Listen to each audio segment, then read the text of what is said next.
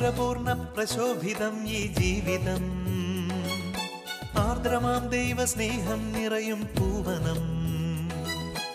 ആതുരപൂർണ പ്രശോഭിതം ഈ ജീവിതം, ആർദ്രമാം ദൈവസ്നേഹം നിറയും പൂവനം. സ്നേഹദീപനാളമായി വിളങ്ങും ധന്യജീവിതം.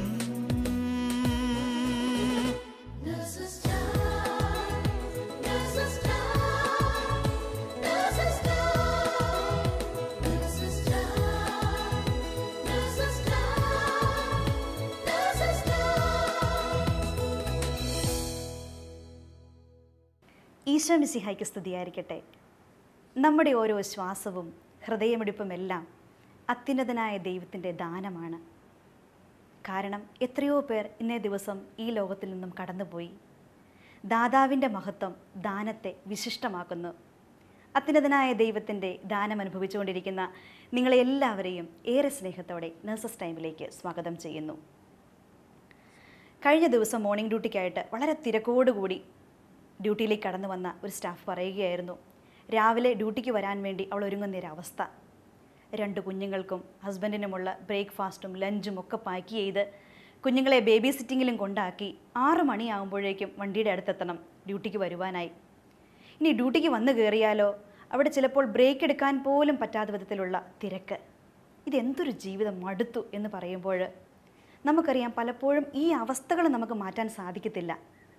പക്ഷേ ഇതിലൂടെയെല്ലാം ആരും അറിയാതെ നമുക്ക് നേടിയെടുക്കാൻ പറ്റുന്ന സ്വർഗീയ സമ്മാനത്തെപ്പറ്റി അവളോട് പറഞ്ഞു കൊടുത്തപ്പോൾ അവളുടെ ചുണ്ടിലൊരു പുഞ്ചിരിയുണ്ടായി. അത് വളരെ ഹൃദ്യമായിരുന്നു.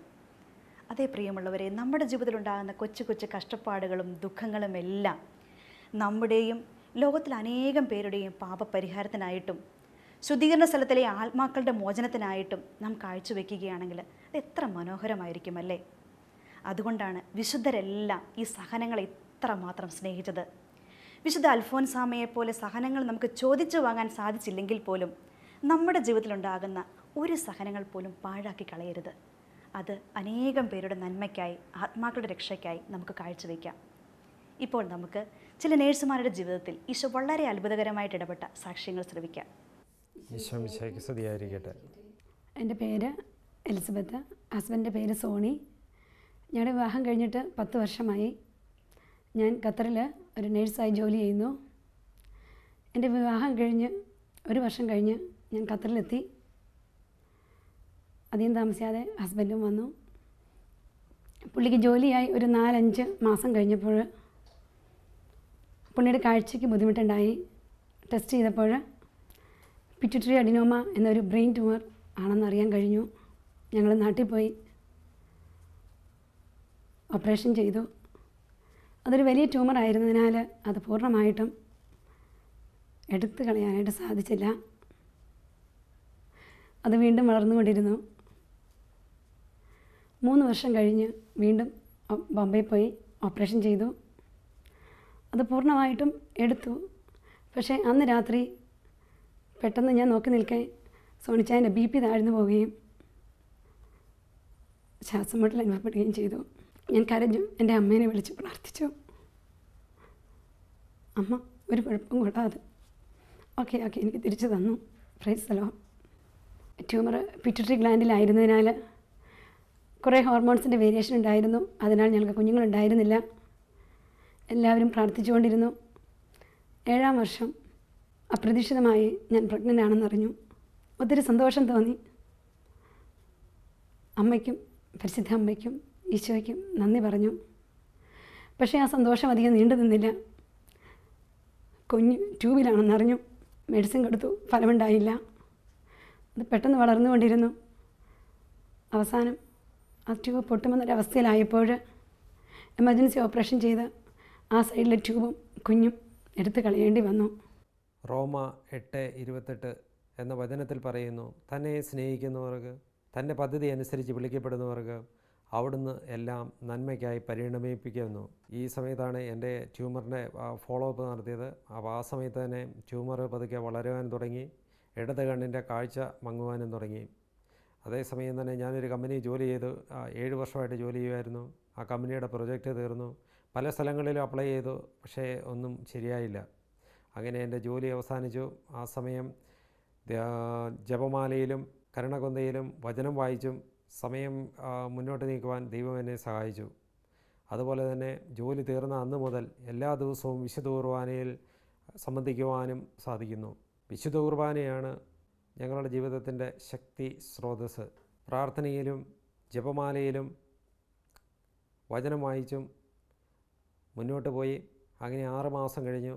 അങ്ങനെ ഞാൻ ട്രാൻസ്ഫർ ചെയ്തിരുന്ന കമ്പനിക്ക് ദൈവം ഒരു പ്രൊജക്റ്റ് കൊടുത്തു. ആ പ്രൊജക്റ്റിലൂടെ ഞങ്ങളിപ്പോൾ മുന്നോട്ട് പോകുന്നു. അതിന് ദൈവത്തിന് ഞാൻ നന്ദി പറയുന്നു. സഹനങ്ങൾ സ്വർഗത്തിലേക്കുള്ള ഒരു ചവിട്ടുപടിയാണ്.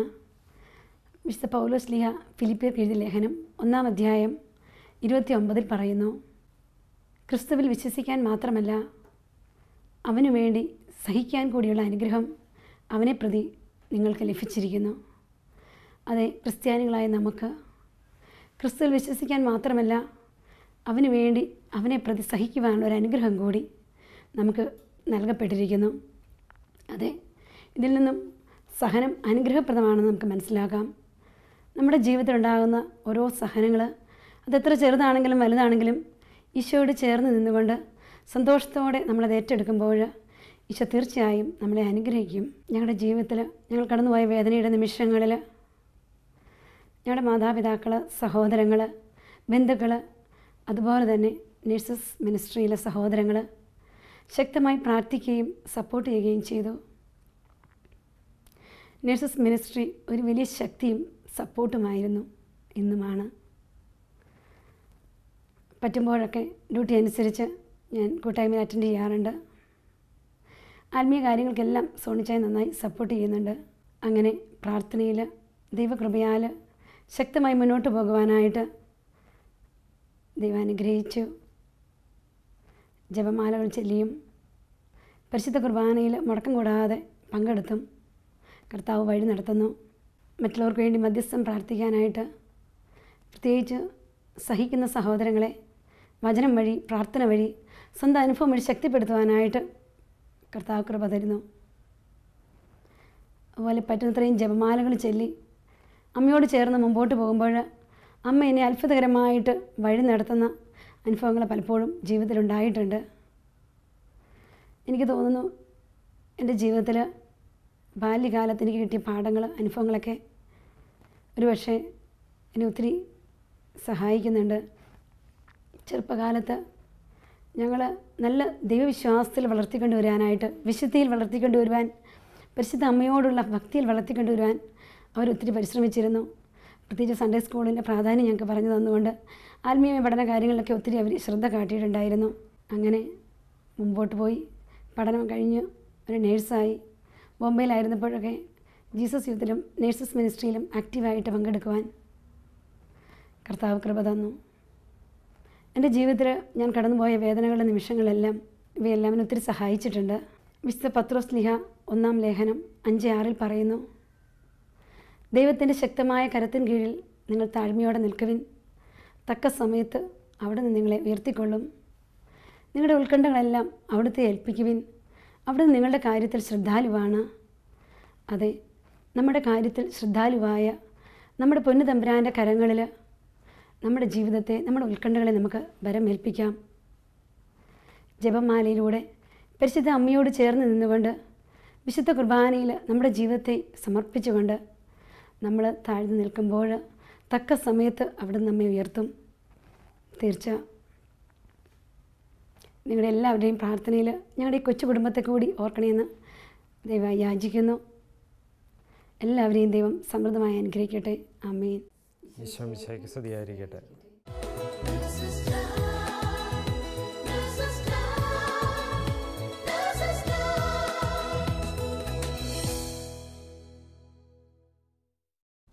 ഈശോ മിശിഹായ്ക്ക് സ്തുതിയായിരിക്കട്ടെ. എൻ്റെ പേര് സൺസി ജോമോൻ.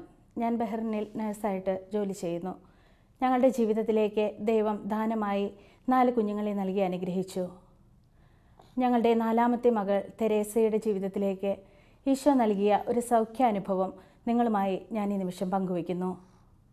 2016 ഏപ്രിൽ 17 സുഖപ്രസവത്തിലൂടെ ഞങ്ങളുടെ 4ാമത്തെ മകൾ തെരേസയ്ക്ക് ജന്മം കൊടുക്കുവാൻ സ്വർഗത്തിലെ ദൈവം എന്നെ അനുഗ്രഹിച്ചു.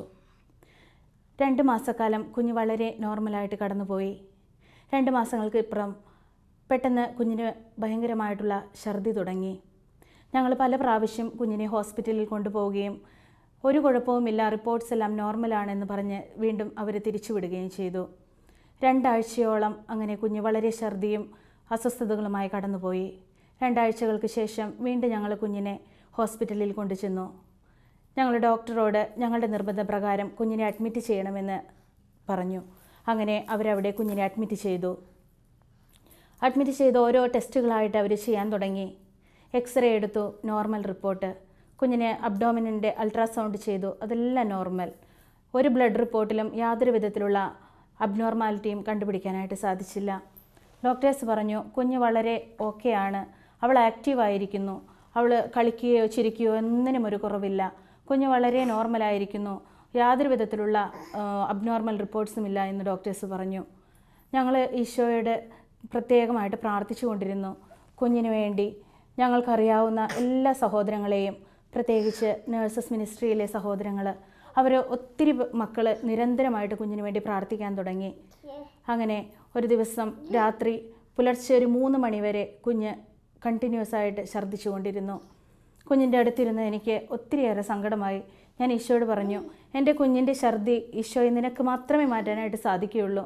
മരുന്നോ ലേപന ഔഷധമോ അല്ല, അവിടുത്തെ വചനമാണ് ഓരോ രോഗികളെയും സുഖപ്പെടുത്തുന്നത്. ആ വചനം ചേർത്ത് വെച്ച് 3 മണി മുതൽ 7 മണി വരെ ഞാൻ കുഞ്ഞിൻ്റെ അടുത്തിരുന്ന് ഉറക്കെ ഞാൻ പ്രാർത്ഥിക്കാൻ തുടങ്ങി. ആ സമയങ്ങളിലെല്ലാം കുഞ്ഞ് വളരെ ശാന്തമായിട്ട് ഉറങ്ങി. അവൾക്ക് യാതൊരു വിധത്തിലുള്ള അസ്വസ്ഥതകളും ഉള്ളതായിട്ട് തോന്നിയില്ല. എന്നാൽ 7 മണിയായി കഴിഞ്ഞപ്പോൾ വീണ്ടും കുഞ്ഞ് ഉണരുകയും വലിയ ഒരു അസ്വസ്ഥതയോടെ ഉണരുകയും അവൾ നന്നായി ഒന്ന് ഛർദ്ദിക്കുകയും ചെയ്തു. ആ ഛർദ്ദിച്ചത് വളരെ ഒരു ഓറഞ്ച് കളറിലായിരുന്നു. ആ സമയത്ത് തന്നെ ഡോക്ടേഴ്സ് റൗണ്ട്സിന് വരികയും അവരത് കാണുകയും ചെയ്തു. ആ സമയം ഡോക്ടർ എന്നോട് പറഞ്ഞു, കുഞ്ഞിന് വേറെ ഒരു ടെസ്റ്റ് ചെയ്യണം, ആ ടെസ്റ്റിൽ നിന്ന് നമുക്കറിയാൻ സാധിക്കും കുഞ്ഞിന് എന്താണ് അസ്വസ്ഥതയെന്ന്. ഞാൻ ഒത്തിരിയേറെ സങ്കടത്തോടെ പ്രാർത്ഥിച്ചു. ആ നിമിഷങ്ങളിൽ ഞാൻ മാത്രമേ കുഞ്ഞിൻ്റെ അടുത്ത് ഉണ്ടായിരുന്നുള്ളൂ. അപ്പോൾ ഞാൻ ഓർത്തു, എൻ്റെ ദൈവമേ, ആരെങ്കിലും എന്നെ സഹായിക്കാനായിട്ട്, എന്നെ ഒന്ന് ആശ്വസിപ്പിക്കാൻ എൻ്റെ അടുത്തുണ്ടായിരുന്നെങ്കിൽ. ആ സമയങ്ങളിൽ ഈ വചനം ഞാൻ ഓർക്കുന്നു. മാർക്കോസിൻ്റെ സുവിശേഷം, വിശുദ്ധ മാർക്കോസ് എഴുതിയ സുവിശേഷം 1-ാം അധ്യായം 2-ാം വാക്യം, ഞാൻ നിനക്ക് മുൻപേ ഒരു ദൂതനെ അയക്കും, അവൻ നിൻ്റെ വഴിയൊരുക്കും. ആ വചനത്തോട് ചേർന്ന് സങ്കടത്തോടെ ഞാൻ ഈശോയുടെ സന്നിധിയിൽ കുഞ്ഞിനെയും ചേർത്ത് വെച്ച് പ്രാർത്ഥിച്ചപ്പോൾ അറിയാൻ ഇപ്പോഴും എനിക്ക് അതറിയത്തില്ല. എൻ്റെ നേഴ്സസ് മിനിസ്ട്രിയിലെ ഒത്തിരി സഹോദരങ്ങൾ, എവിടെ നിന്നാണ് അവർ വന്നതെന്ന് എനിക്കറിയില്ല. പക്ഷേ അവർ എല്ലാവരും അവിടെ നിന്ന് ഇവിടെ നിന്നൊക്കെയായി വന്ന് എൻ്റെ അടുത്തേക്ക് ഒരുമിച്ച് വരികയും ഞങ്ങൾ ഒരുമിച്ച് പ്രാർത്ഥിക്കുകയും, തമ്പുരാൻ ഇന്ന് തന്നെ ഈ കുഞ്ഞിൻ്റെ അവസ്ഥയിൽ കർത്താവ് എന്തെങ്കിലും ഒരു തീരുമാനം കർത്താവ് നീ എടുക്കണം എന്ന് ഞങ്ങൾ ആഗ്രഹിച്ച് പ്രാർത്ഥിക്കുകയും ചെയ്തു. കുഞ്ഞിനെ അങ്ങനെ ടെസ്റ്റിന് വേണ്ടി എക്സ്റേ ഡിപ്പാർട്ട്മെൻറ്റിലേക്ക് കൊണ്ടുപോയി. എക്സ്റേ ഡിപ്പാർട്ട്മെൻറ്റിൽ ചെന്നപ്പോൾ അവിടുത്തെ ഏറ്റവും നല്ലൊരു ഡോക്ടറെ കുഞ്ഞിന് എക്സ്റേക്ക് ഞങ്ങൾക്ക് കിട്ടി. ആ ഡോക്ടർ എന്നെ ഒത്തിരിയേറെ ആശ്വസിപ്പിച്ചിട്ട് പറഞ്ഞു, എനിക്കറിയാം നീ ഒരു നേഴ്സാണെങ്കിലും ഒരു അമ്മ എന്നുള്ള സ്ഥാനത്ത് നിന്നുകൊണ്ട് ഇത് ചിന്തിക്കുവാൻ നിനക്ക് സാധിക്കുകയില്ല. നമുക്ക് എന്താണെങ്കിലും ഇപ്പോൾ ടെക്നോളജിയൊക്കെ ഒത്തിരിയുണ്ട്, നീ ഒട്ടും വിഷമിക്കേണ്ട, നമുക്ക് ഇന്ന് ഈ കുഞ്ഞിന് എന്താണ് അസ്വസ്ഥതയെന്ന് നമുക്ക് കണ്ടുപിടിക്കാമെന്ന് പറഞ്ഞ് എന്നെ ആശ്വസിപ്പിച്ചു. അതിനുശേഷം അവർ കുഞ്ഞിനെ ടെസ്റ്റിന് വേണ്ടി ഒരുക്കി എല്ലാം ചെയ്തു. ടെസ്റ്റ് കഴിഞ്ഞ വഴി ആ ഡോക്ടർ വന്നതിനോട് പറഞ്ഞു, കുഞ്ഞിൻ്റെ ഇൻറ്റസ്റ്റൈന്, അതായത് കുടലിനകത്ത് 2-3 സ്ഥലത്ത് ബ്ലോക്കുണ്ട്, ഉടനെ കുഞ്ഞിനൊരു സർജറി ചെയ്യേണ്ടി വരും. എൻ്റെ ദൈവം, എനിക്ക് അറിയാൻ പാടില്ല, എനിക്ക് സഹോദരങ്ങളെ നിങ്ങളോട് എങ്ങനെയാണ് അത് എക്സ്പ്ലെയിൻ ചെയ്യാമെന്ന് എനിക്കറിയില്ല. ഞാൻ ഒത്തിരിയേറെ വിഷമത്തിലായി. എൻ്റെ ജീവിത പങ്കാളിയോ എൻ്റെ പ്രിയപ്പെട്ടവരാരും എൻ്റെ അടുത്തില്ല. ഞാൻ കുഞ്ഞിനെ നോക്കി വളരെ നിശബ്ദമായിട്ട് ഞാൻ അവിടെ നിന്ന് കരയുകയാണ് ചെയ്തത്. അപ്പോഴും എൻ്റെ ജപമാല എൻ്റെ കയ്യിലുണ്ടായിരുന്നു. ഞാൻ പരിശുദ്ധ അമ്മയോട് ചേർന്ന് പ്രാർത്ഥിച്ചു, പരിശുദ്ധ അമ്മേ എനിക്ക് ധൈര്യം തരണമേ എന്ന് ഞാൻ പ്രാർത്ഥിച്ചുകൊണ്ടിരുന്നു. ആ നിമിഷങ്ങളിൽ ഡോക്ടേഴ്സ് എല്ലാം പറഞ്ഞു, ഒട്ടും വിഷമിക്കേണ്ട, നമുക്ക് ഇന്ന് തന്നെ ഓപ്പറേഷന് വേണ്ട കാര്യങ്ങളെല്ലാം റെഡിയാക്കാം, കുഞ്ഞിൻ്റെ എല്ലാ കാര്യങ്ങളും നമുക്ക് ഇന്ന് തന്നെ ഓപ്പറേഷൻ എടുക്കുകയും എല്ലാ കാര്യങ്ങളിലേക്കും നമുക്ക് നോർമലായിട്ട് വരുത്തുവാനായിട്ടുള്ള എല്ലാ കാര്യങ്ങളും ചെയ്യാമെന്ന് അവരെന്നോട് പറഞ്ഞു. അങ്ങനെ വീണ്ടും കുഞ്ഞിനെ വാർഡിലേക്ക് മാറ്റി അവിടെ നിന്ന് തിയേറ്ററിലേക്ക് വിളിച്ചപ്പോൾ, ഓപ്പറേഷൻ തിയേറ്ററിലേക്ക് വിളിച്ചപ്പോൾ ഒത്തിരി തിരക്കാണെന്ന് പറഞ്ഞു. അതിനുശേഷം സർജൻ്റെ ഡോക്ടർ വന്ന് കണ്ടു. ആ ഡോക്ടർ പറഞ്ഞു, ഞങ്ങൾ തിയേറ്റർ ഒഴിവാകുമ്പോൾ കുഞ്ഞിനെ വേഗം എടുക്കാം. വീണ്ടും ആ ഡോക്ടർ അവിടെ നിന്ന് തിയേറ്ററിലേക്ക് ഫോൺ ചെയ്തപ്പോൾ അത്ഭുതകരമായിട്ട് എനിക്ക് തോന്നി. അവർ പറഞ്ഞു, തിയേറ്റർ ഇപ്പോൾ റെഡിയാണ്, ഒഴിഞ്ഞു കിടക്കുകയാണെന്ന്. ആ നിമിഷങ്ങളിൽ തന്നെ ആ ഡോക്ടർ പറഞ്ഞു, സിസ്റ്റർ പെട്ടെന്ന് ഞങ്ങൾക്ക് സൈൻ ചെയ്തു തരണം, നമുക്ക് കുഞ്ഞിനെ ഓപ്പറേഷൻ തിയേറ്ററിലേക്ക് മാറ്റണം. ആ നിമിഷങ്ങളിൽ കർത്താവ് ഞാനിങ്ങനെ പ്രാർത്ഥിക്കുകയായിരുന്നു. ആ വചനം വീണ്ടും ഞാൻ ഓർത്തു, നിനക്ക് മുൻപേ ഞാനൊരു ദൂതനെ അയക്കും, അവൻ നിൻ്റെ വഴിയൊരുക്കും. ആ വചനത്തോട് ചേർത്ത് വെച്ച് പ്രാർത്ഥിച്ചപ്പോൾ എൻ്റെ ദൈവം, എനിക്കറിയാൻ പാടില്ല എങ്ങനെയാണ് അത് എക്സ്പ്ലെയിൻ ചെയ്യുന്നത്, എനിക്കിപ്പോഴും അത് വളരെ അത്ഭുതകരമായിട്ട് തോന്നുന്നു. ഏറ്റവും നല്ല സർജൻ, ഏറ്റവും നല്ല അനസ്തെറ്റിസ്റ്റ്, അതുപോലെ തന്നെ എടുത്തു പറയേണ്ട കാര്യം, എനിക്ക് ഏറ്റവും പ്രിയപ്പെട്ട നഴ്സസ് മിനിസ്ട്രിയിലെ എൻ്റെ സിസ്റ്റേഴ്സ്, എൻ്റെ നഴ്സസ്, അവരെല്ലാവരെയും ദൈവം അവിടെ കൂട്ടിയൊരുക്കി എന്നുള്ളതാണ്. ആ ഒരു വളരെ അത്ഭുതകരമായിട്ട് ഞാൻ ഇന്നും അത് നന്ദിയോടെ ഓർക്കുന്നു. ഈശോ, നിൻ്റെ ഇടപെടൽ തക്ക സമയത്ത് കർത്താവ് നീ എൻ്റെ കുഞ്ഞിൻ്റെ ജീവിതത്തിൽ ഇടപെട്ടു. എൻ്റെ ജീവിത പങ്കാളി ഉടനെ ജോലി സ്ഥലത്ത് നിന്നെത്തി. ഞങ്ങൾ രണ്ടുപേരും കൂടെ കുഞ്ഞിന് മാമോദീസ നൽകിയിരുന്നില്ല. ഞങ്ങൾ രണ്ടുപേരും കൂടെ ഹന്നാൻ വെള്ളം കൊണ്ട് കുഞ്ഞിൻ്റെ നെറ്റിയിൽ കുരിശ് വരച്ച് പ്രാർത്ഥിച്ചു. അവളെ മാമോദീസ മുക്കുവാനായിട്ട് ഈശോയെ ഞങ്ങൾക്ക് ഈ ദിവസം വരെ സാധിച്ചില്ല. എങ്കിലും കർത്താവ്, ഞങ്ങൾ മാതാപിതാക്കളുടെ ഈ അവകാശത്തോടെ ഞങ്ങൾ ഈ നിമിഷങ്ങളിൽ കുഞ്ഞിനെ മാമോദീസ മുക്കുന്നു എന്ന് പറഞ്ഞ് ഞങ്ങൾ കണ്ണുനീരോടെ കുഞ്ഞിൻ്റെ ശിരസ്സിൽ കൈകൾ വെച്ച് പ്രാർത്ഥിച്ചു. അവൾ തിയേറ്ററിലേക്ക് മാറ്റി. ഓപ്പറേഷൻ്റെ സമയത്ത് ഞങ്ങൾ പുറത്തിരുന്ന് ജപമാല ചൊല്ലി പ്രാർത്ഥിക്കുകയായിരുന്നു. ഒത്തിരി നഴ്സസ് മിനിസ്ട്രിയിലെ സഹോദരങ്ങൾ അപ്പോഴും എന്നോട് കൂടെയായിരുന്നു. അവരറിഞ്ഞവരെല്ലാവരും പെട്ടെന്ന് നഴ്സസ് മിനിസ്ട്രിയിലുള്ള എൻ്റെ സഹോദരങ്ങളെല്ലാവരും അവർ പെട്ടെന്ന് ഓപ്പറേഷൻ തിയേറ്ററിൻ്റെ വെളിയിലേക്ക് വന്ന് ഞങ്ങളോടൊപ്പം കൂടിയിരുന്ന് പ്രാർത്ഥിക്കുകയും ആ നിമിഷങ്ങളിൽ കുഞ്ഞിന് വേണ്ടി ശക്തമായ മധ്യസ്ഥ പ്രാർത്ഥന ലോകത്തിൻ്റെ നാനാഭാഗങ്ങളിൽ നടന്നു. മെസ്സേജുകളിലൂടെയും ഫോൺ വിളികളിലൂടെയും എല്ലാം കുഞ്ഞിന് വേണ്ടിയുള്ള പ്രാർത്ഥന സ്വർഗത്തിൻ്റെ ദൈവത്തിൻ്റെ സന്നിധിയിലേക്ക് ഉയർന്നപ്പോൾ ആ ഓപ്പറേഷൻ വളരെ വിജയകരമായി പൂർത്തിയായി. ഓപ്പറേഷന് ശേഷം സർജൻ പുറത്ത് വന്ന് ഞങ്ങളെ വിളിച്ചിട്ട് ആ ഡോക്ടർ പറഞ്ഞത് ഇപ്രകാരമാണ്, she is A lucky girl. ഒരു കോംപ്ലിക്കേഷനുമില്ലാതെ വളരെ സുഖമായിട്ട് അവർക്ക് സർജറി ചെയ്യുവാനായിട്ട് സാധിച്ചു. ഒരു ഇൻറ്റസ്റ്റൈൻ കട്ട് ചെയ്യുകയോ കുടലിനൊരു മുറിക്കുകയോ അങ്ങനെയൊന്നും വേണ്ടി വന്നില്ല എന്ന് ഡോക്ടർ പറഞ്ഞു. ഒരു പക്ഷേ 2 ദിവസം കൂടെ വൈകി പോയിരുന്നുവെങ്കിൽ ഒരു പക്ഷേ കുഞ്ഞിന് വേറെ ഒരു വലിയ കോംപ്ലിക്കേഷനിലേക്ക് അത് മാറിപ്പോയേനെ. ഒരു കൊളോസ്റ്റമി എന്ന് പറയുന്ന ഒരു അവസ്ഥയിലേക്ക്, കുഞ്ഞിൻ്റെ വയറ് തുളച്ച് ഒരു ബാഗ് കണക്ട് ചെയ്യേണ്ട ഒരു അവസ്ഥയിലേക്ക്, അതൊത്തിരി നാൾ ഞങ്ങൾ അതുമൂലം സഫർ ചെയ്യേണ്ടി വന്നേനെ. പക്ഷേ ദൈവം അത് ഒന്നുമില്ലാതെ ഞങ്ങളുടെ കുഞ്ഞിനെ വളരെ നല്ലൊരു രീതിയിൽ കൂടെ ഒരു കോംപ്ലിക്കേഷനിലും കുഞ്ഞിനെ പെടുത്താതെ ദൈവം ഞങ്ങളെ അനുഗ്രഹിച്ചു. അങ്ങനെ ഞങ്ങൾ 10 ദിവസം കുഞ്ഞിനെ ഹോസ്പിറ്റലിൽ അഡ്മിറ്റ് ചെയ്തു. 10 ദിവസവും കുഞ്ഞിന് വായിൽ കൂടെ ഒന്നും കൊടുക്കാൻ സാധിക്കുകയില്ലായിരുന്നു.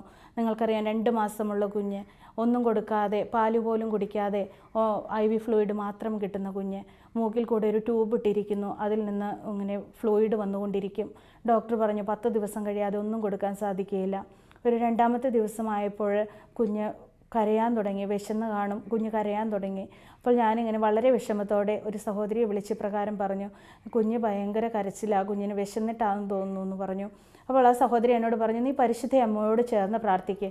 പരിശുദ്ധ അമ്മ ഉണ്ണീശോയെ പാലൂട്ടി വളർത്തിയതല്ലേ, പരിശുദ്ധ അമ്മയോട് പറ, എൻ്റെ കുഞ്ഞിൻ്റെ വിശപ്പ് മാറാനുള്ള പാല് എൻ്റെ കുഞ്ഞിന് കൊടുത്ത് എൻ്റെ കുഞ്ഞിൻ്റെ വിശപ്പ് തീർക്കണേ എന്ന് പ്രാർത്ഥിക്കാൻ പറഞ്ഞു. ആ ഫോൺ വെച്ച ഉടനെ ഞാൻ കുഞ്ഞിൻ്റെ തലയിൽ കരം വെച്ച് ഞാൻ പ്രാർത്ഥിച്ചു, പരിശുദ്ധ അമ്മേ, അമ്മ വന്ന് കുഞ്ഞിനെ വിശപ്പ് മാറ്റുവാനായിട്ട് അമ്മ പാലൂട്ടണേ എന്ന് പ്രാർത്ഥിച്ചു. വളരെ അത്ഭുതകരമായിട്ട് ഇന്ന് ഞാൻ ഓർക്കുന്നു.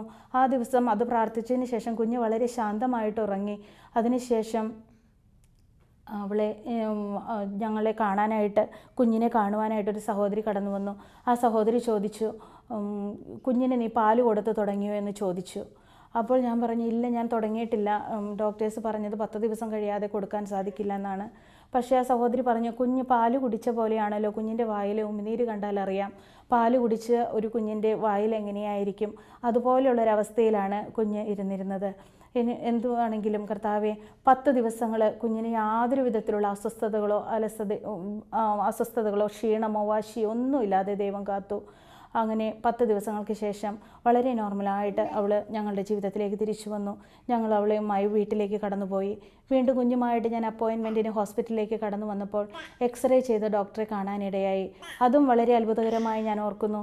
ആ കുഞ്ഞിനെ കണ്ട ഉടനെ, ഞങ്ങളുടെ മകളെ കണ്ട ഉടനെ ഡോക്ടർ ഓടി വന്ന് ചോദിച്ചു, തെരേസ മോൾക്ക് സുഖമാണോ? അവർ അത് ചോദിച്ചപ്പോൾ ഞാൻ ഓർത്തു, ദൈവമേ, ഈ കുഞ്ഞിൻ്റെ പേര് പോലും അവർ ഓർത്തിരിക്കുന്നല്ലോ. ആ സമയം അവരെന്നോട് പറഞ്ഞു, നിൻ്റെ കുഞ്ഞ് ഹോസ്പിറ്റലിൽ കിടക്കുമ്പോൾ 2 ദിവസം ഞാൻ നിൻ്റെ കുഞ്ഞിനെ കാണുവാനായിട്ട് വന്നു.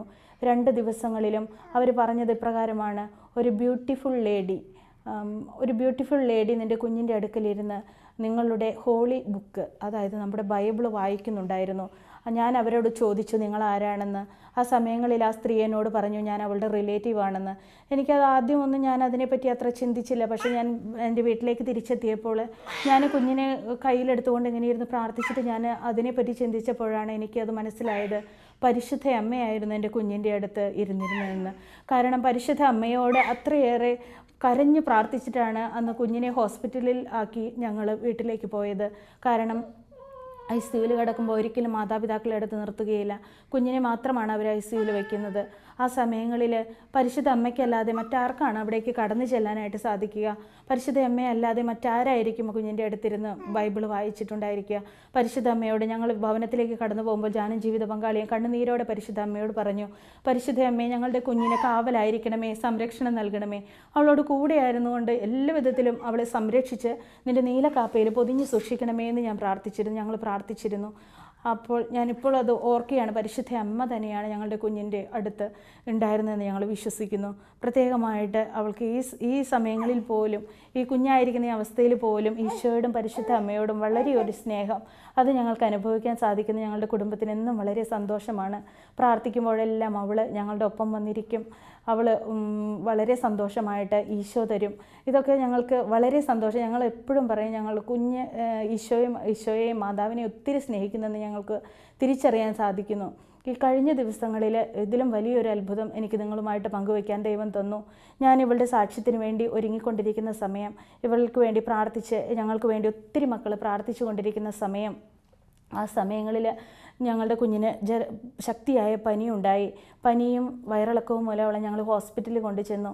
അവിടെ നിന്ന് അവർ പറഞ്ഞു, കുഞ്ഞിന് കുഴപ്പമൊന്നുമില്ല, വൈറൽ ഫീവറാണ്, കുഞ്ഞിനെ നിങ്ങൾ തിരിച്ചു കൊണ്ടുപോയിക്കൊള്ളാൻ പറഞ്ഞു. ഞങ്ങൾ തിരിച്ച് വീട്ടിലേക്ക് വന്നു. പിറ്റേ ദിവസം വൈകിട്ടായപ്പോഴേക്കും കുഞ്ഞിന് വീണ്ടും പനി കൂടി. ഞങ്ങൾ മരുന്ന് കൊടുത്ത് 4 മണിക്കൂർ കൂടുമ്പോൾ ഞങ്ങൾ മരുന്ന് കൊടുത്തുകൊണ്ടിരുന്നു. എന്നിട്ടും പനി കുറഞ്ഞില്ല. ഡോക്ടറുടെ നിർദ്ദേശപ്രകാരം ഞങ്ങൾ ആൻറ്റിബയോട്ടിക് കൊടുത്തു. അതിനുശേഷം വീണ്ടും പനി കൂടി. ഞാൻ കുഞ്ഞിനെയും കൊണ്ട് പനിയുടെ മരുന്ന് കൊടുത്ത് കുഞ്ഞിനെയും കൊണ്ട് ഉറങ്ങാനായിട്ട് ഞാൻ എൻ്റെ റൂമിലേക്ക് കടന്നു. അവിടെ കടന്നപ്പോൾ ഞാൻ എൻ്റെ താഴെ ചെറിയ മകനോട് പറഞ്ഞു, മോനെ നീ ലൈറ്റ് ഓഫ് ചെയ്തേക്ക്, അമ്മ കുഞ്ഞിനെയും കൊണ്ട് ഉറങ്ങട്ടെ, ലൈറ്റ് ഇട്ടാൽ കുഞ്ഞ് ഉറങ്ങുകയില്ല എന്ന് പറഞ്ഞു. അവൻ ലൈറ്റ് ഓഫ് ചെയ്ത് അങ്ങ് പുറത്ത് കടന്നതും, ദൈവമേ എനിക്കെന്തോ എൻ്റെ മനസ്സിൽ വളരെ അസ്വസ്ഥത, വളരെ ഒരു ഭാരം, എനിക്ക് ലൈറ്റ് ഇടണം എന്ന് തന്നെ എൻ്റെ മനസ്സിൽ ഇങ്ങനെ തോന്നുന്നു. ഞാൻ മകനെ തിരിച്ചു വിളിച്ചു, കുഞ്ഞെ നീ വന്ന് വേഗം ലൈറ്റ് ഓൺ ചെയ്യ്, ലൈറ്റ് ഇട്ടേരെന്ന് പറഞ്ഞു. കുഞ്ഞ് അപ്പോൾ തന്നെ കടന്നു വന്ന് ലൈറ്റ് ഓൺ ചെയ്തു. പക്ഷേ ആ സമയങ്ങളിൽ ഞാൻ നോക്കുമ്പോൾ കുഞ്ഞ് കണ്ണ് മുകളിലേക്ക് ഇങ്ങനെ മറിച്ചു പോവുകയും പെട്ടെന്ന് അവൾ ശ്വാസം എടുക്കാതാവുകയും അവൾ ആകെ നീല കളറായി പോവുകയും ചെയ്തു. എന്ത് ചെയ്യണമെന്ന് ആ നിമിഷങ്ങളിൽ, ഒരു നേഴ്സായിരുന്നിട്ട് കൂടി എനിക്കറിയില്ല എന്തായിരുന്നു ആ നിമിഷങ്ങളിൽ ചെയ്യേണ്ടതെന്ന്. ഞാൻ കുഞ്ഞിൻ്റെ മുഖം പതുക്കെ ഇങ്ങനെ തഴുകി നോക്കി. പക്ഷേ ഒരു വ്യത്യാസമില്ല, അവളുടെ കണ്ണ് അങ്ങനെ മറച്ചു തന്നെ പോകുന്നു. ഞാൻ എൻ്റെ ജീവിത പങ്കാളിയെ വിളിച്ചു, എല്ലാവരും ഓടി വന്നു. പക്ഷേ എന്ത് ചെയ്യണമെന്ന് ഞങ്ങൾക്ക് ഒരു ഊഹവുമില്ല. എന്ത് ചെയ്യണം? ഞങ്ങളുടെ കയ്യിൽ നിന്ന് കുഞ്ഞ് നഷ്ടപ്പെട്ടു എന്നൊരു ചിന്തയാണ് ആ നിമിഷങ്ങളിൽ വന്നത്. ഉടനെ കുഞ്ഞിനെ എടുത്തുകൊണ്ട് ഞങ്ങൾ താഴേക്ക് ഓടി. ആ സമയങ്ങളിൽ താഴെ ഞങ്ങളുടെ ഫ്ലാറ്റിൻ്റെ താഴെ താമസിച്ചിരുന്ന ഒരു സഹോദരി എൻ്റെ കരച്ചിലും ബഹളവും കാട്ടിയിട്ടായിരിക്കും ആ സഹോദരി വാതിൽ തുറന്നു വന്നു. ആ സഹോദരി കുഞ്ഞിനെ എൻ്റെ കയ്യിൽ നിന്ന് എടുക്കുകയും ഉടനെ അവളുടെ പുറത്ത് നന്നായി ശക്തിയായി തട്ടുകയും ചെയ്തു. എന്നിട്ടും കുഞ്ഞ് ഒട്ടും അനങ്ങുന്നില്ല എന്ന് കണ്ടപ്പോൾ ആ സഹോദരി വേഗം തന്നെ കുഞ്ഞിന് പ്രാഥമിക ശുശ്രൂഷ നൽകുവാനായിട്ട് തുടങ്ങി. അവളുടെ നെഞ്ചിനെ ശക്തിയായി അമർത്തുകയും എല്ലാം ചെയ്തപ്പോൾ കുഞ്ഞ് പെട്ടെന്നൊന്ന് ഞെട്ടുകയും ഒരു കാല് ചെറുതായിട്ട് അനക്കുകയും ചെയ്തു. അപ്പോൾ തന്നെ ഞങ്ങൾ വേഗം കുഞ്ഞിനെ ഹോസ്പിറ്റലിലേക്ക് കൊണ്ടുപോയി. അവിടെ അടുത്തുള്ള ഹോസ്പിറ്റലിലെത്തി. അവിടെ ഡോക്ടേഴ്സ് ചെക്ക് ചെയ്തു. അവർ പറഞ്ഞു പനി കൂടിയത് കൊണ്ടുണ്ടായ കൺവൽഷനായിരിക്കും, ഫിറ്റ്സ് പോലെ വന്നതാണ്, പേടിക്കേണ്ട കാര്യമില്ല. കുഞ്ഞിനെ 2 മണിക്കൂർ ഒബ്സർവേഷൻ വെച്ചു. അങ്ങനെ കുഞ്ഞിനെ തിരിച്ച് വീട്ടിലേക്ക് വിട്ടു. ഈ നിമിഷങ്ങളിൽ ആ വചനം ഞാൻ ഓർക്കുന്നു, യെശയ്യാ 53:5. നമ്മുടെ അതിക്രമങ്ങൾക്ക് വേണ്ടി അവൻ മുറിവേൽപ്പിക്കപ്പെട്ടു, നമ്മുടെ അകൃത്യങ്ങൾക്ക് വേണ്ടി അവൻ ക്ഷതമേൽപ്പിക്കപ്പെട്ടു, അവൻ്റെ മേലുള്ള ശിക്ഷ നമുക്ക് രക്ഷ നൽകി, അവൻ്റെ ക്ഷതങ്ങളാൽ നാം സൗഖ്യം പ്രാപിച്ചു. ഈ വചനത്തോട് ചേർത്ത് ഞാൻ ഈ നിമിഷങ്ങളിൽ ഈ ഒരു സംഭവത്തെ ഓർക്കുകയാണ്. കാരണം ഒരു പക്ഷേ കുഞ്ഞ് ഞങ്ങളുടെ കയ്യിൽ നിന്ന് നഷ്ടപ്പെട്ടു പോകുമായിരുന്നു. ഒരു നേഴ്സാണെങ്കിൽ കൂടി സ്വന്തം കുഞ്ഞിന് എങ്ങനെ ഒക്കെ സംഭവിക്കുമ്പോൾ എപ്പോഴും നമ്മൾ ഒരു ഭയപ്പാടോടെ അവസ്ഥയെ നമ്മൾ കൈകാര്യം ചെയ്യുന്നു. ഒരിക്കലും ഒരു പ്രാഥമിക ശുശ്രൂഷ കൊടുക്കുവാനുള്ള ഒരു അവസ്ഥയിലല്ല ആ നിമിഷം അമ്മയായിരിക്കുക. ഒരുപക്ഷെ ആ സഹോദരിയെ ദൈവം അവിടെ ഒരുക്കിയില്ലായിരുന്നുവെങ്കിൽ എന്ന് ഞാൻ ഈ നിമിഷം ചിന്തിക്കുകയാണ്. പക്ഷേ ദൈവം മുൻകൂട്ടി അതെല്ലാം ക്രമീകരിച്ചു. ഞങ്ങൾ കുഞ്ഞിനെ ഹോസ്പിറ്റലിൽ പോകുന്ന സമയത്താണെങ്കിലും ഒത്തിരിയേറെ ബ്ലോക്കുകളുള്ള റോട്ടിൽ ഒരു വണ്ടി പോലും ഞങ്ങളുടെ വണ്ടിക്ക് മുൻപിലായിട്ടുണ്ടായിരുന്നില്ല എന്ന് ഞങ്ങൾ ഈ നിമിഷങ്ങളിൽ ഓർക്കുകയാണ്. വളരെ പെട്ടെന്ന് കുഞ്ഞിനെ ഹോസ്പിറ്റലിൽ എത്തിക്കുവാനായിട്ട് ദൈവം അവിടെയും ഞങ്ങളെ ഒരുക്കി, അവിടെയും ഞങ്ങളെ അവിടുന്ന് കാത്തു പരിപാലിച്ചു. ഈ നിമിഷങ്ങളിലെല്ലാം ദൈവത്തോട് ഞാനും എൻ്റെ കുടുംബവും ഒത്തിരിയേറെ നന്ദി പ്രകാശിപ്പിക്കുന്നു. ഇവളാണ് ദൈവം ഞങ്ങളുടെ ജീവിതത്തിലേക്ക് ദാനമായി നൽകിയ, അനുഗ്രഹമായി നൽകിയ തെരേസ മോൾ. ഇവളുടെ ജീവിതത്തിലാണ് ഞാൻ ഇത്രയും സമയം നിങ്ങളുമായി പങ്കുവെച്ച ഈ സാക്ഷ്യങ്ങളെല്ലാം ഉണ്ടായത്. ദൈവത്തിൻ്റെ സന്നിധിയിൽ ഞാനും എൻ്റെ കുടുംബവും ഇന്ന് ഒത്തിരിയേറെ നന്ദിയോടെ ഓർക്കുന്നു. ഈ കുഞ്ഞിനെ ഞങ്ങളുടെ ജീവിതത്തിലേക്ക് അനുഗ്രഹമായി നൽകിയതിനും ഈശോയും പരിശുദ്ധ അമ്മയും ഈ കുഞ്ഞിനോട് ചേർന്ന് നിൽക്കുന്നത് ഓർത്ത് ഞങ്ങൾ ഈ നിമിഷങ്ങളിൽ വളരെയേറെ നന്ദി പറയുന്നു. ഞങ്ങൾക്ക് വേണ്ടി പ്രാർത്ഥിച്ച എല്ലാ സഹോദരങ്ങളെയും ഞങ്ങൾ ഈ നിമിഷം നന്ദിയോടെ ഓർക്കുന്നു. സ്വർഗത്തിലെ ദൈവം എത്രയോ വലിയവനാണെന്ന് വീണ്ടും വീണ്ടും ഞങ്ങളുടെ ജീവിതത്തിലൂടെ അവിടുന്ന് വെളിപ്പെടുത്തി തരുന്നതിനെ ഓർത്ത് സ്വർഗസ്ഥനായ നമ്മുടെ പിതാവിന് 1000 നന്ദിയും സ്തുതിയും ഞങ്ങൾ അർപ്പിക്കുന്നു.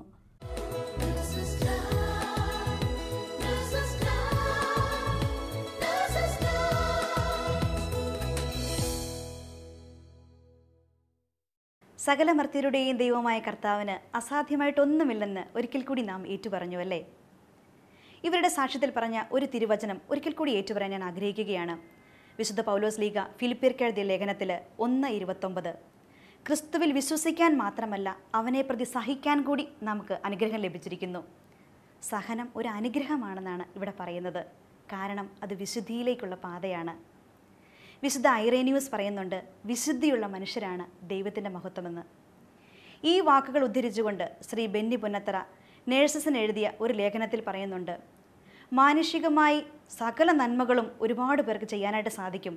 എന്നാൽ വിശുദ്ധി കൂടാതെ ചെയ്യുന്ന ഏതൊരു പ്രവർത്തനത്തിനും നിലനിൽക്കുന്ന ഫലങ്ങൾ പുറപ്പെടുവിക്കുക അസാധ്യം. അതേ പ്രിയമുള്ളവരെ, നമുക്കും പരിശുദ്ധാത്മാവിനാൽ നിറഞ്ഞ് വിശുദ്ധിയുള്ളവരാകാം. അങ്ങനെ ഒരു വിശുദ്ധമായ ജനത രൂപം പ്രാപിക്കട്ടെ. നമ്മിലൂടെ നമ്മുടെ കുടുംബവും നമ്മുടെ സഹപ്രവർത്തകരും നാം ശുശ്രൂഷിക്കുന്ന രോഗികളുമെല്ലാം വിശുദ്ധിയിലേക്ക് വളരട്ടെ, ദൈവസ്നേഹം അനുഭവിക്കട്ടെ. അതിനുള്ള കൃപയ്ക്കായി ലോകമെമ്പാടുമുള്ള എല്ലാ നഴ്സുമാരെയും അവരുടെ കുടുംബത്തെയും പരിശുദ്ധ അമ്മയുടെ വിമല ഹൃദയം വഴി ഈശോയ്ക്ക് സമർപ്പിച്ചുകൊണ്ട് നമുക്ക് പ്രാർത്ഥിക്കാം. ഓരോ നേഴ്സും ഒരു വിശുദ്ധിയായി മാറട്ടെ. ദൈവമാതാവും ഞങ്ങളുടെ അമ്മയുമായ കന്യകാമറിയമേ, ഫാത്തിമാനാഥേ, എന്നെയും എൻ്റെ കുടുംബത്തെയും തിരുസഭയെയും മാനവകുലത്തെയും ലോകമെമ്പാടുമുള്ള നേഴ്സുമാരെയും അങ്ങേ വിമല ഹൃദയത്തിന് പ്രതിഷ്ഠിക്കുന്നു. അങ്ങേ ശക്തിയുള്ള സംരക്ഷണത്തിൽ ഞങ്ങളെ കാത്തുകൊള്ളണമേ. ആത്മീയവും ശാരീരികവുമായ സകല അപകടങ്ങളിലും ക്ലേശങ്ങളിലും നിന്ന് ഞങ്ങളെ രക്ഷിച്ചു കൊള്ളണമേ. എല്ലാറ്റിലും ദൈവേഷ്ടം കണ്ടെത്തി നിറവേറ്റുവാനും യേശുവിൻ്റെ തിരുഹൃദയത്തിന് പ്രീതികരമായ വിധത്തിൽ ജീവിച്ച് സ്വർഗഭാഗ്യത്തിൽ എത്തിച്ചേരുവാനും കാരുണ്യനാഥേ, ഞങ്ങളുടെ സ്നേഹമുള്ള അമ്മേ, ഞങ്ങളെ സഹായിക്കണമേ. ആമേൻ.